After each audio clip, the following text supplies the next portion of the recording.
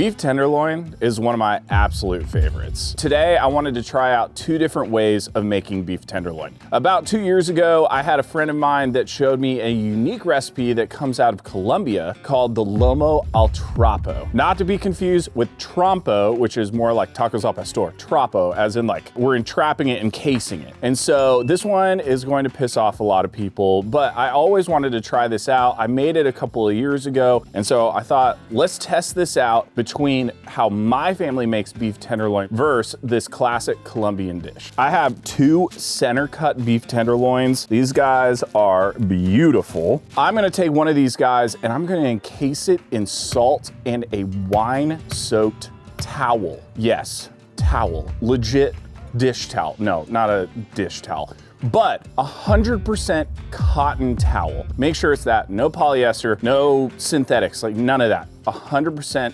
cotton towel. Make sure it's completely white so there's no ink. Be very careful. First thing I'm gonna do is I'm gonna soak my towel in wine. So I have this beautiful 100% cotton towel that's white, completely white. I am using a Malbec today, but you're welcome to use your favorite wine. This is really fun. So the point of this is that we're gonna cook this guy in the coals, and the wine actually helps to, not only the moisture in it is it gonna prevent it from like completely burning, but it's also gonna have some of the alcohol properties, which is gonna prevent it from completely burning too. Let's add this in. I literally dropped 1 tablespoon of oil. 1 tablespoon of oil. Welcome to my life. See that divot right there? That was from Brinkley. I dropped 2 tablespoons of oil and he ate like an entire divot of dirt. All right, so let's add this trapiche in here. Look how dark this is. I love Malbec. All right, so I'm gonna add like a little over half of the bottle because I don't want my hands to be stained purple.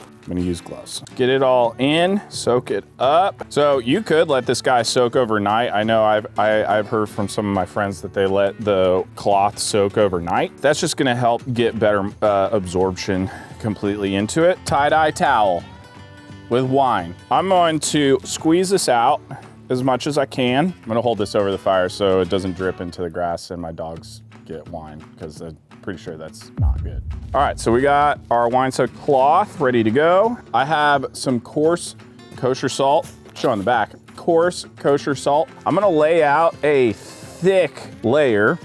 This is the barrier between the meat and the cloth. So it helps to retain the moisture. It's basically salt baking. So if you ever seen salt encrusted fish, we're basically doing the same thing. I have some freshly grown in my backyard rosemary that I brought home from the grocery store. All right, now the tenderloin. That was not a good one. Yeah. We're gonna add that on top of the salt, and then I'm adding a bunch of salt over this. Like I'm adding enough salt to fill the Dead Sea. So the salt really isn't technically for flavor per se, even though you are gonna taste it a little bit, but we're gonna brush a lot of the salt off. And then when it's done, we're actually going to pull it all out. So traditionally, Lomo al Trapo, they just serve it and it's still kind of gray. That's just not the way I enjoy to do it. I'm gonna pull it out and just get a little bit of a crust on it before I serve it up, because I wanna make it a fair fight. There needs to be a little bit of a crust. So from here, we're gonna fully encase this guy. Beautiful. And now I'm gonna take some butcher twine and I'm just gonna kind of go around it and seal it off as much as I can. Obviously, I got this recipe idea from one of my friends, but if you have any unique and traditional styles of recipes that are cooked over fire, or you want me to try cooking over fire, let me know in the comments. I'm more than willing to try. Obviously, I'm willing enough to try a wine-soaked towel cooked on the coals. Let me know in the comments, send me a DM, all of the above, and I will try my best to see if I can make it. All right, so I got all the knots tied as best as I can. I'm cutting off the excess string. And then from here, I'm gonna set this to the side and we're gonna go season up my way of making a beef tenderloin. Let's set them to the side and we'll keep going. We have a center cut beef tenderloin. This is the way that my family normally makes it. So traditionally, we're gonna smoke it, sear it, and then I'm gonna baste it with an herb brush and butter. So I'm gonna add a little bit of neutral oil. You can use canola, you could use olive oil, you could use beef tallow. Today I'm using canola. We normally use one of our favorite beef seasonings, my new cowboy butter rub. It has been out of stock for weeks. It's finally back in stock. Hopefully it won't be back out of stock by the time I post this. This stuff rocks. Shameless plug, glory shot. This is ready to go. The smoker is ready to go. I'm gonna throw this guy on, and then we're gonna make a simple herb brush. Boom. Cooking. I have some freshly grown rosemary and thyme that I picked from the grocery store. I'm gonna mash together maybe like 4 or 5 sprigs of rosemary and 4 or 5 sprigs of thyme, and then I'm just gonna tie it off with some butcher twine. You have a little basting brush with herbs. So I'm gonna melt some butter and we're gonna baste this guy. All right, so fun fact, this is the fire pit that started it all. We got this as a wedding present from my in-laws, and I wanted to start cooking on the weekends because I was super bored with my job. And then we started over the fire cooking from here. So 8 years later, and this thing is still kicking. So I built a fire in this guy. And so what I'm gonna build is I'm gonna make like a little square just because it's nice and pretty. There's not necessarily any reason for it. So I'm gonna pull all the wood back, put all the coals in the center.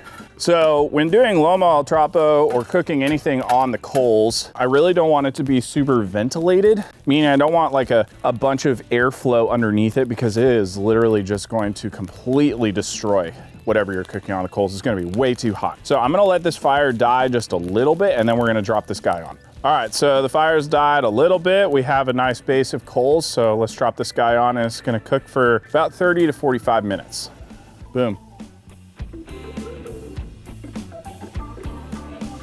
We're probably a little over halfway on this cook. You can see that the towel is starting to get turn into a rock. And so that's kind of what we're hoping for. I'm gonna flip this guy over. You can kind of see that it's starting to burn.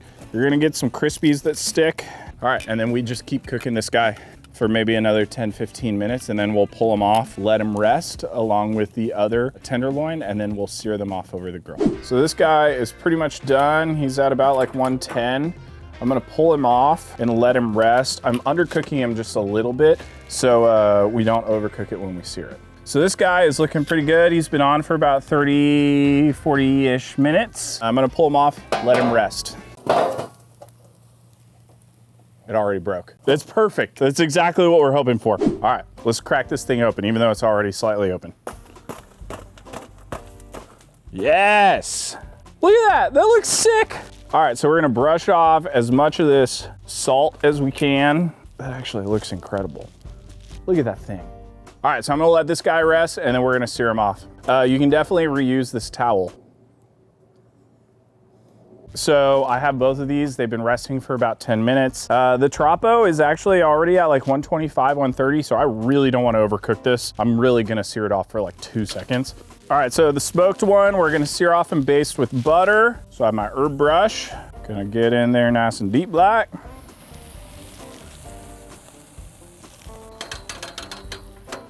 And then the Trapo, I'm just gonna leave it how it is. So we're just gonna keep cooking them and flipping them every 30 seconds or so. Again, this guy's not gonna get an insane crust because I really don't want to overcook him. The Trapo is gonna have a nice little salty taste. It's very moist. I'm pulling this guy off.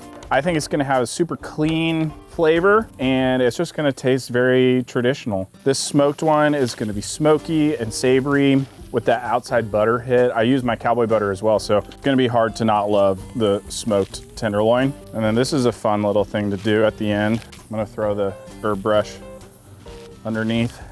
Doesn't really do too much, but it looks cool. Well, it adds a little bit of herbaceousness into the smoke. I don't wanna overcook this guy, so we're gonna pull him off.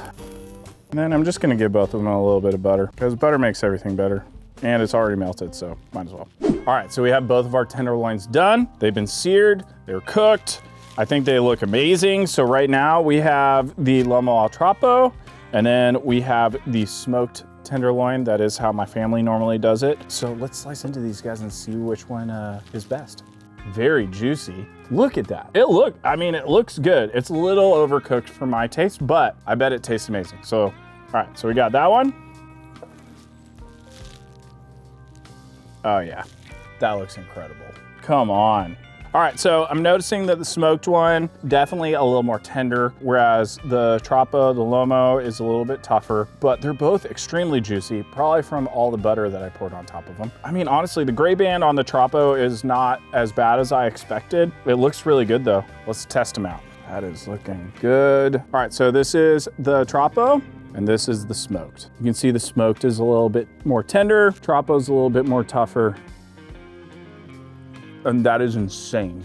That is so good, man. Now, the Trapo.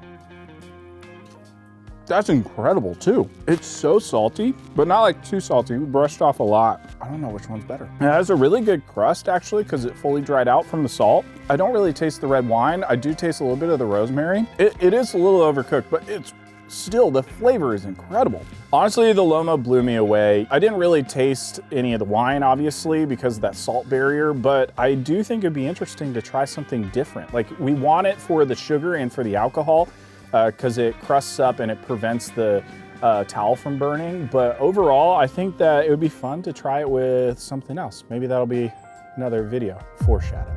Overall, the traditional Lomo al Trapo, even though I added some butter and I seared it off a little bit, that's really good. Go and check out some of my favorite seasonings and sauces and all of the above, my same old spiel every time at the end of the video, down in the description below. Go and check out my website, overthefirecooking.com. Hit that subscribe button and check in. We may be doing a Lomo al Trapo with different liquids coming out very soon. Stay so freaking delicious. Cheers. Y'all wanna try this? Come on. Jordan. Come on.